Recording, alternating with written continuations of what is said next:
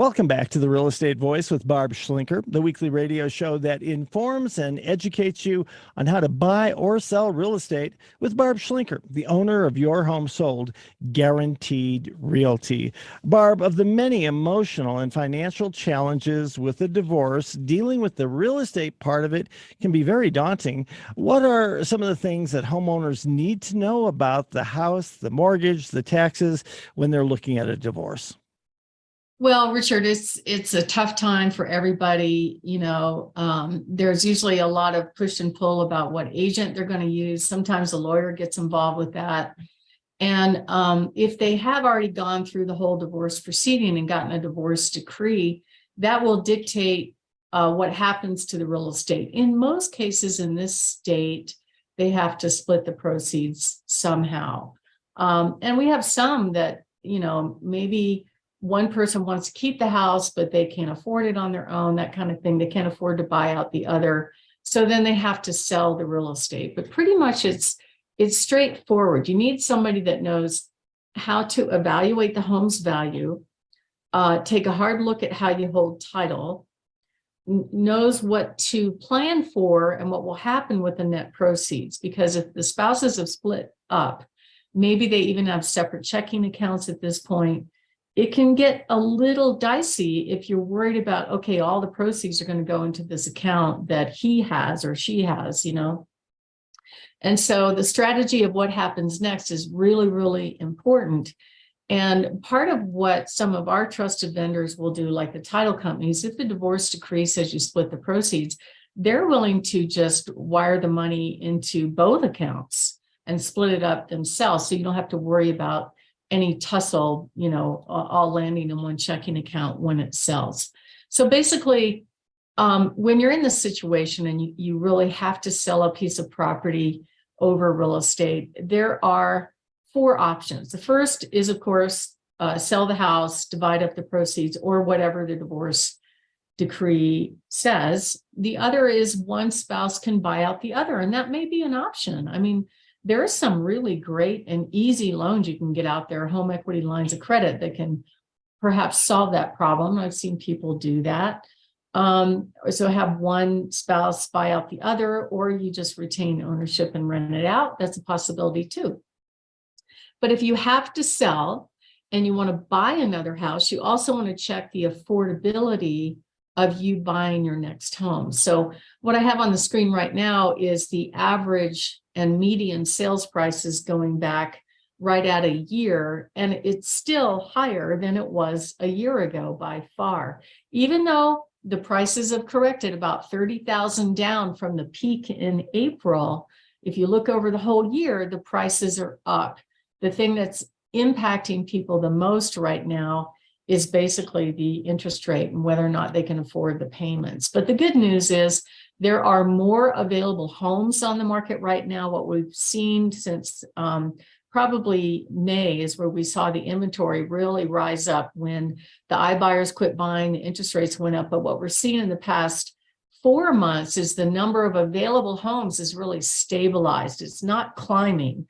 And we're still below, as far as the number of available homes, we're still below the number of when the market was what we considered a buyer's market. We're still in more of a seller's market, believe it or not.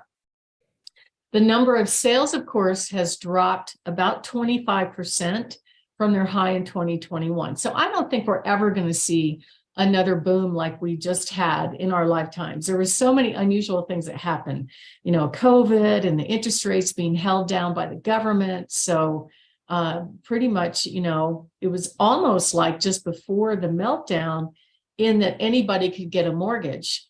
What's different now is you had to qualify for the mortgage, but the interest rate was so low, a lot of people qualified, and those buyers at the same time had to compete with all these Wall Street investors buying homes.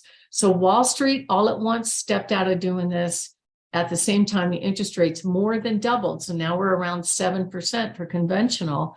So it really held back the volume of sales. But if you look back over time, the number of sales year to date as compared to 2018 and very similar to 2019 is about the same. It's normalizing to be a normal appreciating market, more of a seller's market. So those are all good things. But when you factor in something like affordability, if you have to buy your next house, there's a great tool. If you Google bank rate, BANK rate, mortgage calculator, there's a really simple tool where you can put in the price and the down payment and how long you want your loan, what the taxes are. And it will show you right online how much a payment would be. So I put in a $425,000 house with 20% down. At our typical tax rate, the payment was going to be between $2,300 and $2,400 a month. Is that lower or higher than rent? It might be a little bit higher than rent, but you're going to have equity hanging on to that house because it's going to go up in value. And you got to figure for every extra $10,000 you pay for a house, your payment's going to go up about $50 to $52 a month. So if it's affordable, it wouldn't hurt to buy another home right now, especially since they are definitely promising that the interest rates are going to go up. So definitely be prepared for your next destination. We can help you do that. Getting your offer accepted is a little bit easier right now than it was 6 months ago.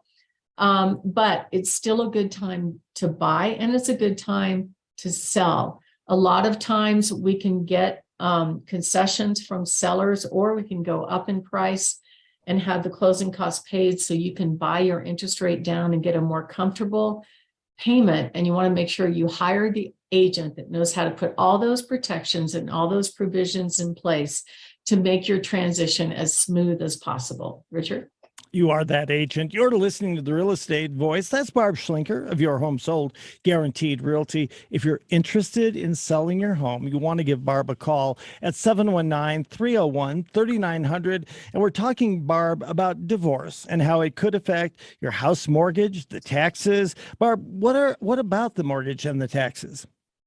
Well, if you're selling the home outright, you really don't have to worry about the mortgage at all, even who is on it, because the title company is simply just going to order the payoff of that loan. It doesn't matter who's on the mortgage. So there's no need to refinance. It's kind of a common myth out there that people think that they have to refinance their mortgage before they sell it, and they really don't. It would just add to your expenses.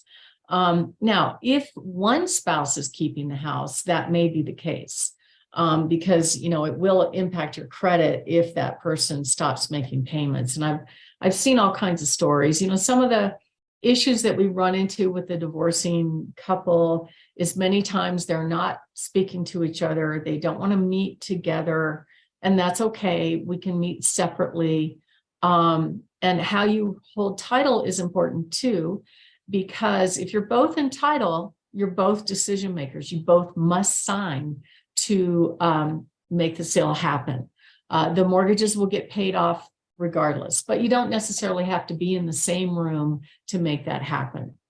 And as far as taxes, if you have lived in the home for at least 2 of the last 5 years, and your profit on the sale of the home is less than $500,000, which in most cases it's going to be, then there is no capital gain or tax consequence that you have to worry about.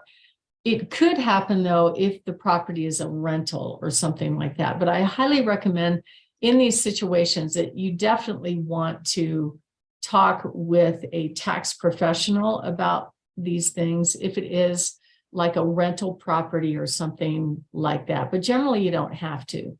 And I think there's a certain time period after which you sell that you don't have to worry about capital gains either. So it's a very interesting topic. It's hard because usually one of the other party probably doesn't really want to sell. So that makes it difficult because you have to have the home available to be shown. You have to agree on what the asking price of the home is or any changes you're making to either the asking price or the marketing plan. But in most cases, though, the title companies can work things out. The lawyers can work things out where everything happens so that you have a nice, smooth, on-time transition and closing. And this is also a private transaction. I think that's something that a lot of people assume that the whole world knows what they're going through. And I think that's probably scary for a lot of home sellers because it is very personal and private. But we're not allowed, as licensed real estate agents, we're not allowed to disclose your motivation to sell. That's always private information. And so the world is not going to know that. We're not going to go out and market it as a distress sale or something like that. It's going to be marketed as a full retail home, just like any other property. And your situation is kept private at all times because we certainly don't want the buyers to get any kind of advantage in the negotiation. Having that knowledge, it's actually against our license law to disclose that kind of thing. So they don't need to know anything about it. And so, Richard, do you have any questions about that? Well, just a comment about that, and that is, all of us have known somebody, or perhaps even gone through this sort of thing ourselves. It's a very emotional time, and Barb, you're a fiduciary. You are the person who represents your client, and to have somebody like you in my corner or the listener's corner, not just looking out for you financially, but looking for you and going through this process and understanding, because you've seen this and handled transactions like this before. I think it's a huge advantage. And again, it's one of those reasons why there's no way I would recommend someone else. If you find yourself in a situation like this, Barb Schlinker is the only person I would trust. You're listening to The Real Estate Voice with Barb Schlinker of Your Home Sold Guaranteed Realty. If you're thinking of making a move, call Barb 719-301-3900 or visit barbhasthebuyers.com. Or if you want a free report on how a divorce affects your house, mortgage, and taxes, visit barbhasthebuyers.com and go to the seller guide to download any of Barb's free reports. When we come back, we'll be discussing how and when to switch agents when the house is not selling, plus Barb's hot new listings.